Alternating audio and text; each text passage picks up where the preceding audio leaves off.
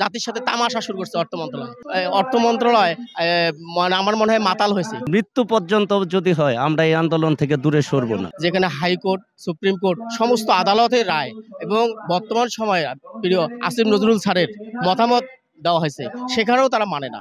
এরা সকালে অর্থ মন্ত্রণালয় মানে আমার মনে হয় মাতাল হয়েছে। তারা কোনো দিক বিদিক নেই। সকালে একটা আদেশ জারি করে বিকালে আরেকটা আদেশ। এক এক সময় যেমন জাতির সাথে তামাশা শুরু করছে অর্থ মন্ত্রণালয়। এরা কাদের পরামর্শে কি জন্য আমাদের এই দাবিকে দিচ্ছেন, এটা আমাদের বোধগম্য নয়। এবং তাদের আমার মনে হয় বিবেক বুদ্ধি লোপ পেয়েছে অর্থ মন্ত্রণালয়। ওদের নিজস্ব কোনো জ্ঞান বুদ্ধি নাই। যদি থাকতো তারা আজকে এক এক দিন এক একটা অর্ডার এক এক দিন এক একটা অর্ডার করতে পারতো না।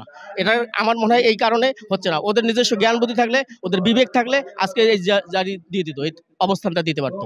আমাদের এখানে একটা বৈষম্য, বিশাল একটা বৈষম্য তৈরি করে রাখছে আমাদের ঊর্ধ্বতন স্যাররা, যেখানে মানে একটা পদে দুইটা গ্রেড বিদ্যমান। হ্যাঁ, কেউ পাচ্ছে এখানে 11 গ্রেডের বেতন, আবার কেউ পাচ্ছে 10ম গ্রেডের টাকা মানে বেতন পাচ্ছে। তো এটা তো হতে পারে না। এখন এই বাংলাদেশে তো এই ধরনের বৈষম্য থাকতে পারে না।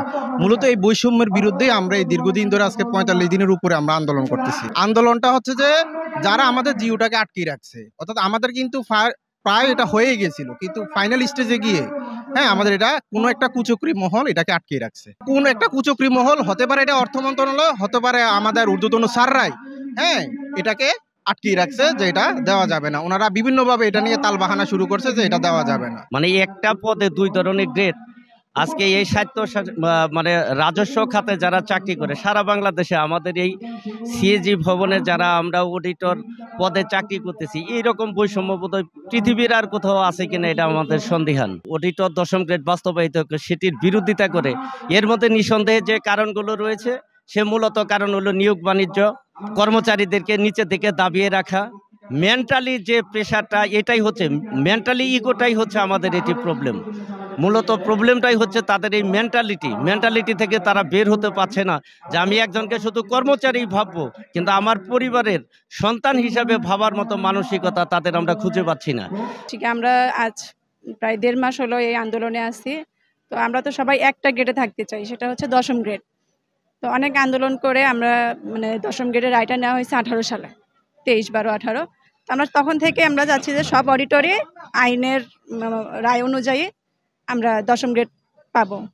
তো কিছু বাস্তবায়ন করা হয়েছে, আর বেশিরভাগই বাস্তবায়ন করা হয় নাই। তো এই বৈষম্যটা থেকে গেছে, এই থেকে যাওয়ার কারণে সব অডিটরের মধ্যে হচ্ছে গিয়ে ক্ষোভ জন্ম নিচ্ছে। তো এখন আমরা তো এই ক্ষোভ নিয়ে একসঙ্গে তো কাজ করতে পারবো না। আমাদেরকে একটা মানে 10ম গ্রেড যে রায়টা হয়েছে সেই রায়টা বাস্তবায়ন করে দিলে আমরা কাজে ফিরে যাব।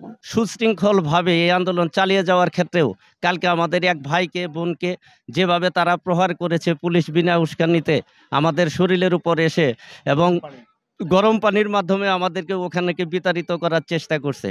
আমাদের এটা আন্দোলন নয়, এটা হচ্ছে আমাদের অধিকারের আন্দোলন, যার কারণে এখানে আমাদের মৃত্যু পর্যন্ত যদি হয় আমরা এই আন্দোলন থেকে দূরে সরব না।